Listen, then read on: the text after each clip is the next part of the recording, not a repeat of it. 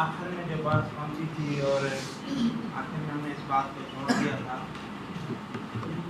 کہ جملہ معترضہ بعض اوقات واقع ہوگا دو ایسی چیزوں کے درمیان میں جو اصل کے لحاظ سے مبتدا اور اگرچہ ابھی جو نواسخ کے داخل ہونے کی وجہ سے ان کی ابتدائیت اور خبریت منسوخ فی الحال منسوخ ہو چکی ہوگی، لیکن اصل کو دیکھا جائے تو وہ مبتدا اور خبر۔ اسی کی ایک مثال آج ہم پیش کریں، یا لیت شعری، شعری لیتا کو نکالیں تو شعری مبتدا، حل اکدبن یومن یہ اس کے لیے خبر ہے۔ اس مبتدا اور خبر کے درمیان میں یہ جملہ المنا امیدوں کو کہا جاتا ہے، لا تنفع نفع بخشے نہیں، یہ مبتدا یہ خبر یہ پورا جملہ معترضہ ہوگا اس مبتدا جو اصل کے لحاظ سے مبتدا ہے، اور حل اکدبن یومن اسے خبر ہے۔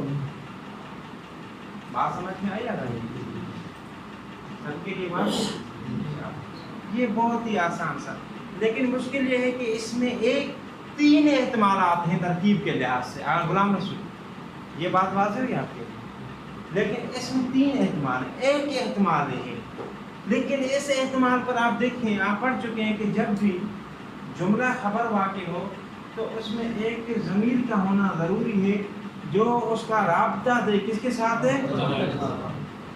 حل اکدبن، اکدبن متکلم کا صیغہ ہے، کیا میں صبح کر پاؤں گا اس دن کی، ترجمہ بعد میں کریں تو یہاں پر یعنی ایسی کوئی ضمیر نہیں جو شعری مبتدا کی طرف پلٹے، تو پھر ہم اس مبتدا کے لیے اس کو خبر قرار ہے کیسے؟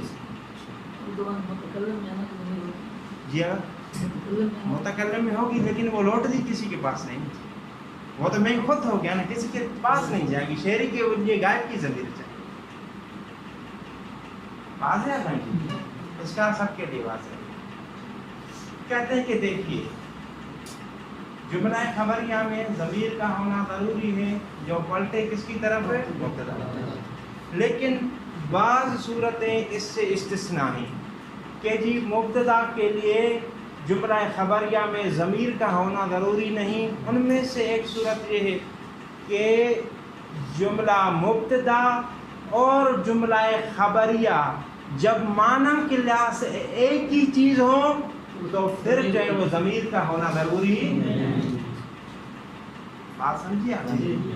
جب جملہ خبریہ اور مبتدا یعنی جو چیز خبر واقع ہو رہی ہے اور جو مبتدا معنی کے لحاظ سے دونوں ایک ہی چیز ہو تو پھر خبر ضمیر کا ہونا ضروری نہیں۔ ایسا سمجھ میں ہے؟ کہتے ہیں کہ ہاں یہ ابھی کوشش کریں گے اس طرح بنائیں مبتدا کو، مبتدا کی ایسی تعبیر کرے کہ وہ معنی کے لحاظ سے جملہ خبریہ کی طرح بن جائے۔ اچھا کہتے ہیں کہ شعری مصدر ہے لیکن یہ مفعول کی معنی نہیں، شعری بمعنی مشعوری، شعری مجھے معلوم ہونا مصدری معنی، مشعوری میری معلومات، وہ لکھ دیا نا میں نے، شعری کس معنی میں ہے؟ مشعوری یعنی معلوم، یعنی میری معلومات ہوتی، کیا میری معلومات ہوتی کہ آیا میں اس دن صبح کر پاؤں گا، یہ دونوں ایک چیز ہے، یعنی میری معلومات کیا ہوتی ہے کہ آیا اس دن، یعنی کہ قیامت کے دن کی طرف اشارہ ہے کہ یعنی جس دن کا انتظار ہے وہ دن آ پائے گا، یہ میری معلومات ہوگی یا یہ میری معلومات ہے۔ اس سے کیا دیکھیں آگا توجہ کے ساتھ سنیں، شعری کا مطلب کیا ہے؟ معلوم، یعنی میری معلومات، اور میری معلومات کیا ہے؟ یہ میری معلومات کہ جی وہ دن کب آئے گا جس دن جو ہے وہ تمام کاموں کو جمع کیا جائے گا۔ معلومات علیحدہ چیز نہیں ہے، جو معلومات بعین ہی، جو معلومات یعنی مبتدا ہے وہی چیز کیا ہے؟ معلومات کیا ہے کہ میری معلومات ہو، کیا آپ کی معلومات ہو کہ جی وہ قیامت کا دن کب آئے گا۔ لہذا مبتدا اور خبر ایک ہی چیز ہیں، اس وجہ سے جو ہے وہ ضمیر کا ہونا ضروری۔ بات سمجھی آتا نہیں؟ آپ نے سمجھی؟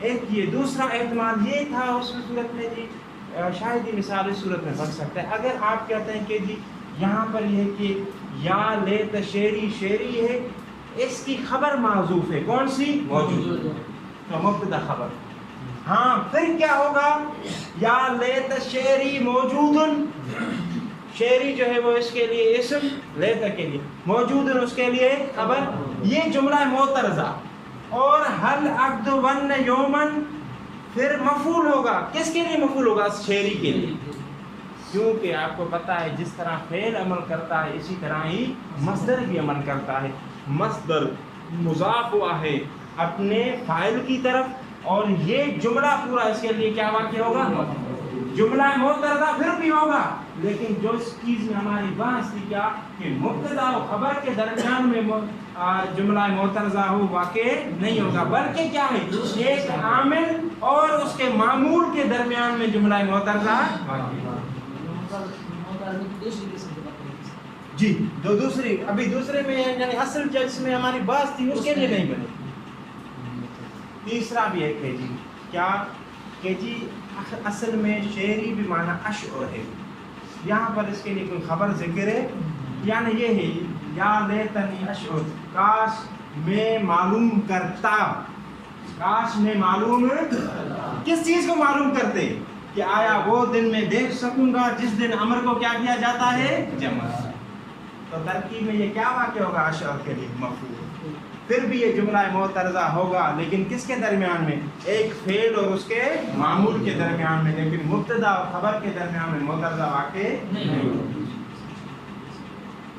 تینوں ترکیبیں سمجھ گئے پہلی ترکیب دوبارہ تکرار کرتا پہلی ترکیب کے مطابق کیا تھا کہ یہ شعری اور جو ہے وہ حل عقد ون وہ مبتدا یہ خبر اور پھر اعتراض ہوا کہ خبر میں جو ہے وہ ایک چیز چاہیے ایک ضمیر چاہیے جو پلٹے کس کی طرف ہے مبتدا ہم نے کہا کہ جب مبتدا اور خبر ایک ہی چیز ہو معنی کے لحاظ ہو تو پھر ضمیر کا ہونا ضروری یہاں پر شعری کی ہم نے جو ہے توجیہ کی کس لحاظ سے معلوم میری معلومات کیا ہے میری معلومات کہ وہ صبح کا دن دیکھ سکوں گا یا دوسری توجیہ کیا تھی کہ جی یہاں پر جو ہے شعری مبتدا موجود ہے اس کے لیے خبر کیا ہے یہ جملہ معترضہ ہوگا لیکن پھر مبتدا اور خبر کے درمیان میں معترضہ نہیں ہوگا بلکہ ایک عامل اور معمول یعنی کیسے یہ شعری جو ہے وہ مصدر ہوگا مضاف ہوگا فاعل کی طرف اور یہ اس کے لیے تیسری ترکیب یہ ہے کہ یا لیتن یشعر یہ یہاں پر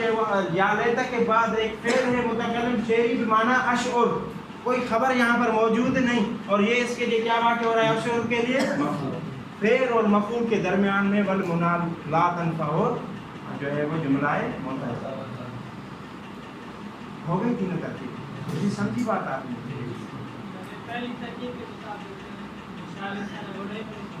پہلی ترکیب کے مطابق ہی شاعری مثال بنے گی باقی دو ترکیبوں کے مطابق معترضہ تو ہوگا لیکن جس معترضہ کے بارے میں ہماری بحث ہے وہ معترضہ نہیں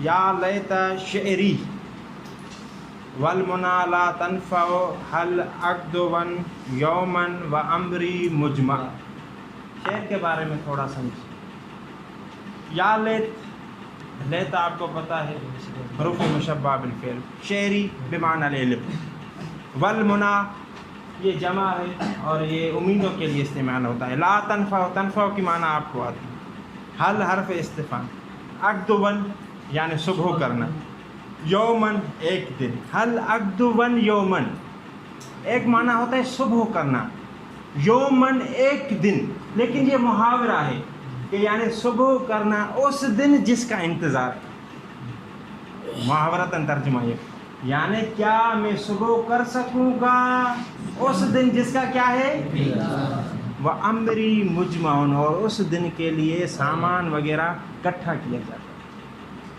بات سمجھی آ گئی شاباش آگے چلیں وَإِذَا قِيلَ بِأَنْ جُمْلَةِ الْإِسْتِفْهَامِ خَبَرٌ جب کہا جائے کہ استفہام کا جملہ خبر ہے عَلَى تَعْوِيلِ الشِّعْرِ بِمَشْعُورِ جملہ استفہام خبر ہے کس بنیاد پر کہ شعری کی تعویل کریں کس میں یہ کس طرف آگا؟ پہلا احتمال.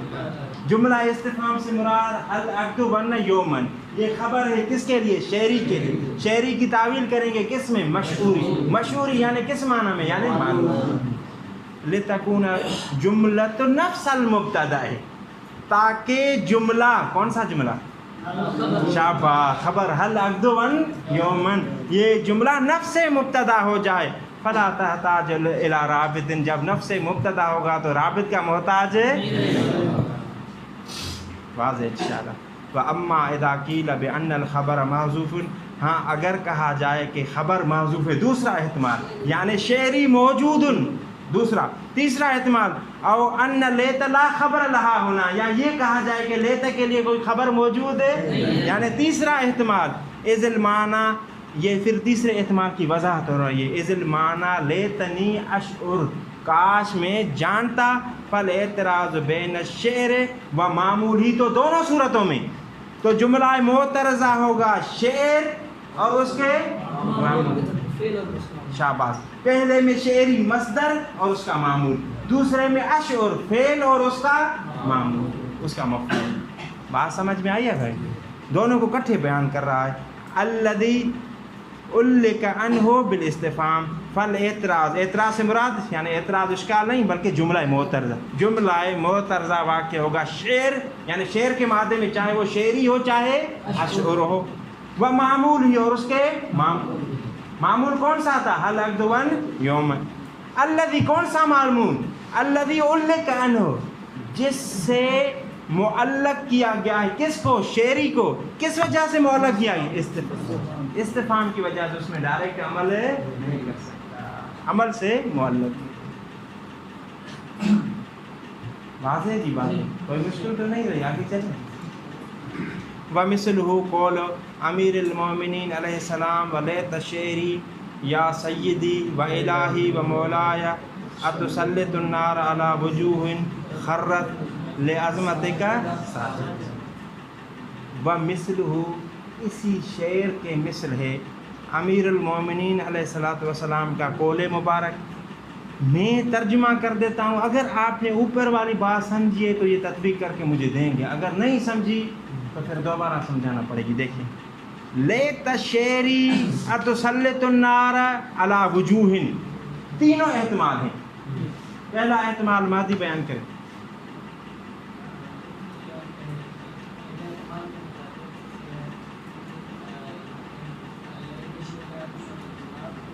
جی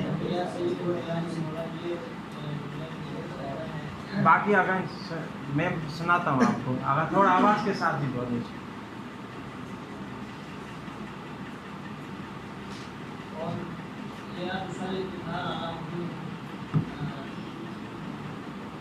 بس سنیں جی. ولیت شعری یا سیدی و الہی و مولایا، پہلے احتمال کے مطابق لیت افعال جو ہے یہ حروف مشبہ بالفعل، شعری اس کے لیے جو ہے وہ اسم، لیکن اصل کے لحاظ سے مبتدا.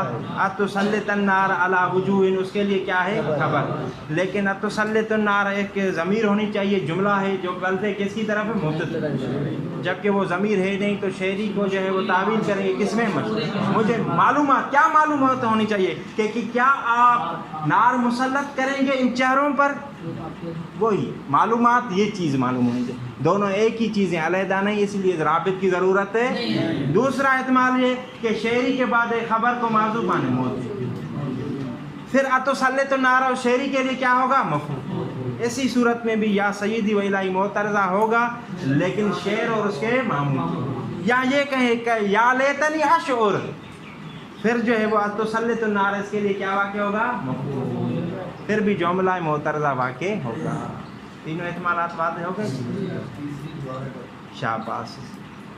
ولیتنی شعری یعنی ولیتنی اشعر، فعل اور فاعل، خبر کوئی ذکر نہیں. کاش میں جانتا، تو جی جس چیز کو جاننا چاہیے وہ کیا ہوگی؟ مفعول. کیا جانتا؟ اتسلط النار علی وجوہ، کہ کیا آپ مسلط کریں گے آگ کو ان چہروں پر. تو اشعر فعل فاعل اور تسلط النار اس کے لیے کیا ہوگا؟ مفعول. اشعر اور اس کے معمول کے درمیان میں یا الہی و سیدی یہ جملہ ہے واضح ہے جی.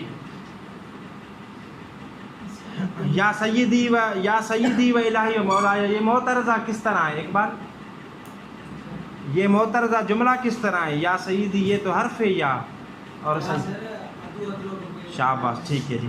مسالۃ کثیر ما تشتبہ المعترضۃ بالحالیۃ ویمیز دیکھیں اس تھوڑ عبارت کو دیکھیے گا ویمیزها امور منها احدها اس طرح عبارت پڑھنے کے بعد میں کرتا ہوں آگاہی دیکھیں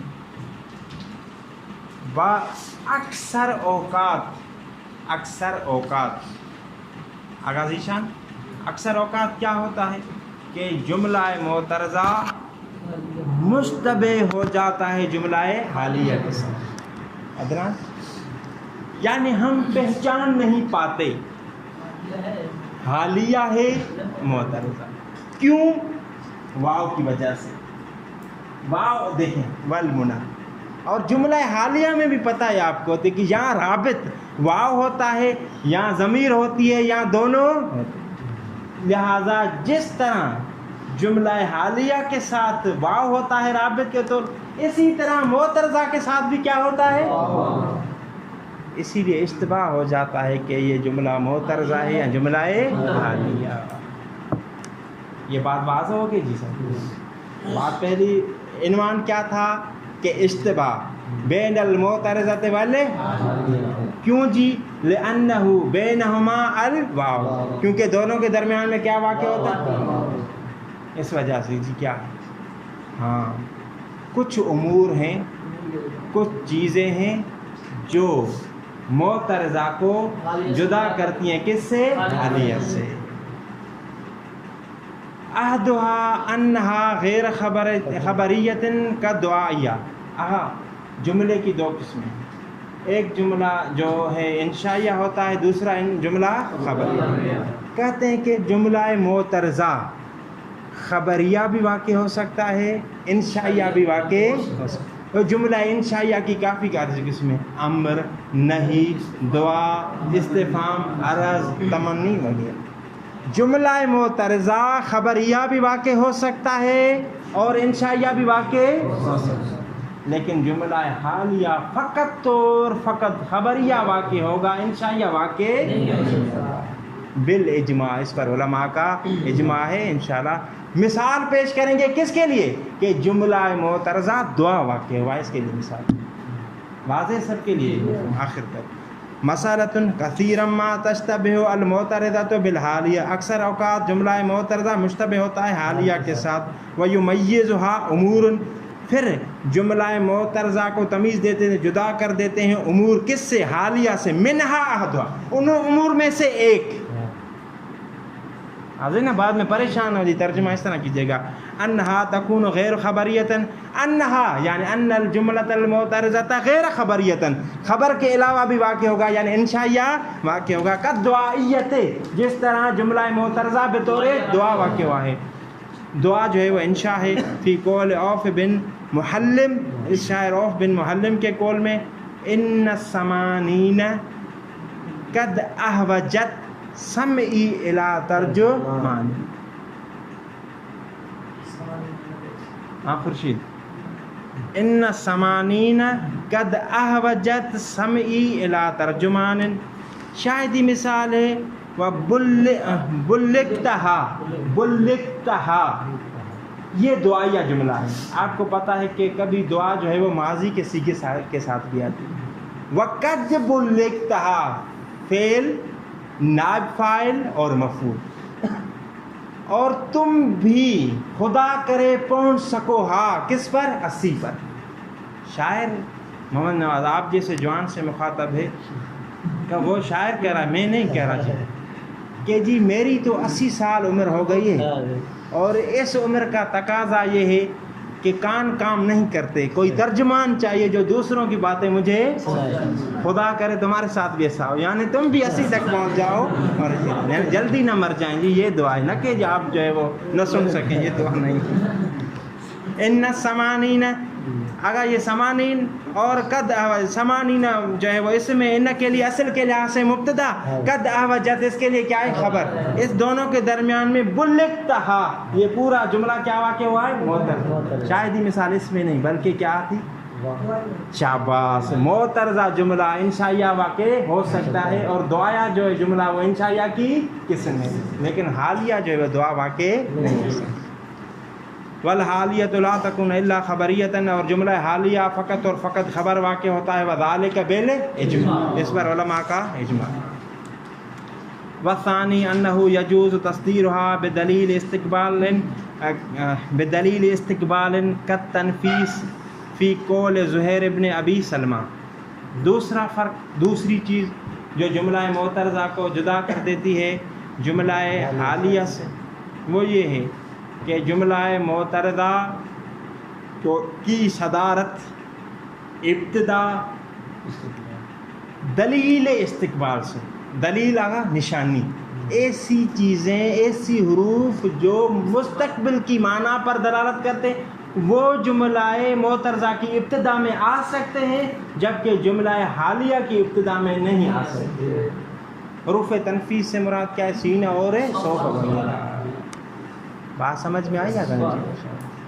وثانی یجوز تصدیرها جائز ہے تصدیرها تصدیر یعنی ابتدا کرنا کس کی؟ جملہ معترضہ بدلیل استقبال ایسی چیز کے ساتھ جو اس استقبال کی نشانی ہوتی ہے، قد تنفیس یعنی کیا حروف تنفیس سینہ اور سوف فی قول زہیر ابن ابی سلمہ.